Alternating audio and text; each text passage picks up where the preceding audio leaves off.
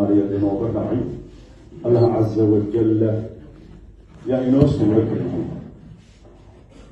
الله عز وجل كذلك مدحوينه وقوم هدينا عزمة يا شرفتا يا سودويتا هذا لكم هدينا جزاك الله خير الجزاء. waxaa la yidhaha hadalku hana qoobnaado waxna ha laga dhigto. madaxweyne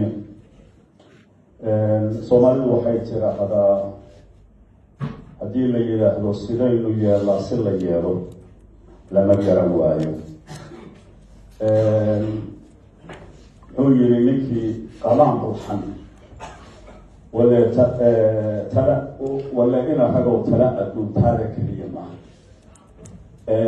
taladu waxay ku wacan tahay hareeraha in laga fadhiyo, waxay ku wacan tahay in la ismaqlo, waxay ku wacan tahay in inta badan la isla qaato. cabsi weyn baan haysa. dowladnimada Soomaaliya raggii u soo dadaalay meesha ay ka keeneen aad garanayso 2012 halkan aynu wada joogay. waddanku markii lagu dhiibay xaaladda uu ku jiray waad garanaysaa.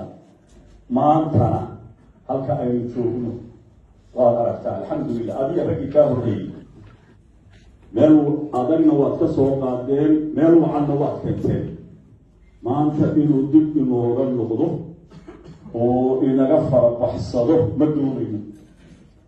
madaxweynihii kaa horreeyey ee halkan kursigaas hadda ku fadhiyey damac fara badan baa isba ku jiray oo ilaahay ugu lahaa tanaad haddeer leedahay waa qabanayaa buu lahaa waa qabanayaa. waxaana lahaa waad khaldanta. dhib baa dhacday. dhibkii markay dhacday kadib uu dhigay madaxweyne intaan dhib kicin. insha allahu tacaala ninka halkaa fadhiya awowgii waxaa la yidhahdaa garaad faarax garaad xirsi garaad wiilwal buu ku magac dheeryahay.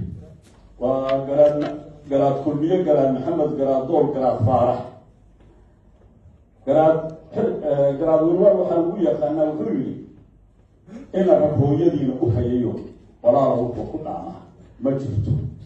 madaxweyne ragga aad kursigaas ku fadhido eegaya walaala soo dhawaado oo sidaynu wax u gallaa oo ilaahay hadduu kuu roon yahay sidaad ku qanacsan tihiin oo ilaahay hadduu kuu roon yahay sidee cadaalad aad igula tartami karaysaa waxay ku dhaanto ma jirto.